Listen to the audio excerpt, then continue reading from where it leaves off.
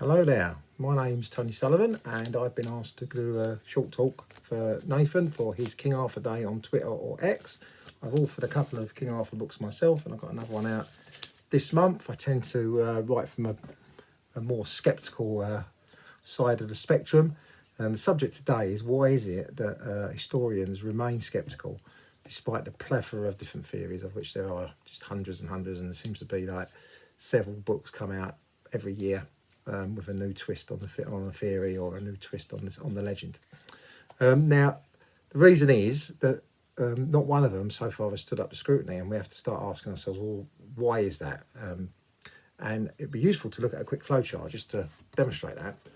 Here we have the bottom, you see 500 AD is where all the sources that do date Arthur says round about he was late 5th to early 6th century or mid 6th century.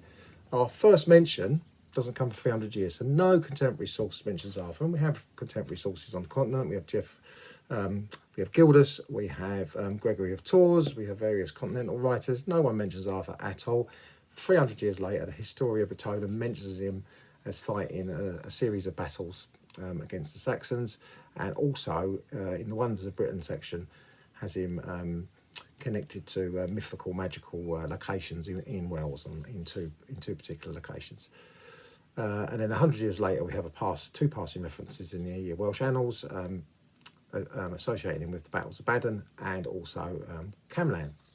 And then it falls silent until we get Geoffrey of Monmouth. So 500, 600 years after Arthur lived, Geoffrey of Monmouth writes his fantastical pseudo-history, much of which we know is demonstrably untrue. But he basically popularised the legend of Arthur. So there was a tradition before he wrote, and he's obviously drawn on that. But he's the man who popularised it. And then from that, the French romances really took off, and they created basically a literary Arthur, where they've introduced many of the themes that we know today, like Sword in the Stone, the Round Table. But that is a complete literary invention, and Arthur's court is used as a backdrop for various knightly adventures. It's basically fan fiction of Geoffrey of Monmouth's original work. So we can't really take that as having any historical value.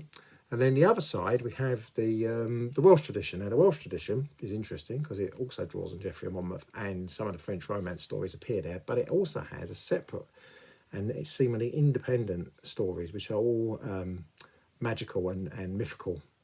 So it presents a very different Arthur, a much darker, more magical Arthur in a magical world where he's raiding the underworld, and he's stealing magic cauldrons, and he's fighting giants and witches. And so from the Welsh tradition, you might get the view that he's a completely mythical figure. And from the French romances, you get the view he's a complete literary figure. So the only hint at an historical Arthur are these passing references in these two documents, 300 to 400 years after he's supposedly have lived. Now, the problem with all the different theories is they go through the stories, the French romances and the Welsh tradition that were drawn together in Thomas Malory's work, The Mort d'Arthur, Death of Arthur, which is where we get our story of Arthur. He's the man who drew them together, really, and that's evolved into what we know as the Arthurian story today. The problem with the theories is they go through all these sources and they cherry pick. They take sort of a bit here and a bit there, and they construct a theory and they dismiss 99% of it. And they're drawing on a literary tradition 600-700 years later, and all the genealogies also post-date Geoffrey of Monmouth. So you can go through the genealogies, none of which place Arthur as a king in any particular petty kingdom. But you can go through the genealogies, and if you twist them enough and you cherry pick some of the stories to place him in certain locations, you can produce an Arthur from Cornwall, or from South Wales, or from southern Scotland, or even from Brittany, or any other part, Cumbria, Lincolnshire. You could place an Arthur anywhere. But unfortunately, of course, they're all mutually contradictory, because they can't all be true. And it's quite possible they are all wrong.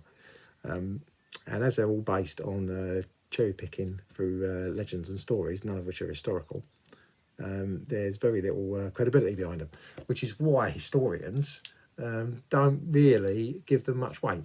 So really, in summary, all we can say is that if there is any evidence, it won't be found in the manuscripts that have been pored over countless times by people. It will probably be under our feet.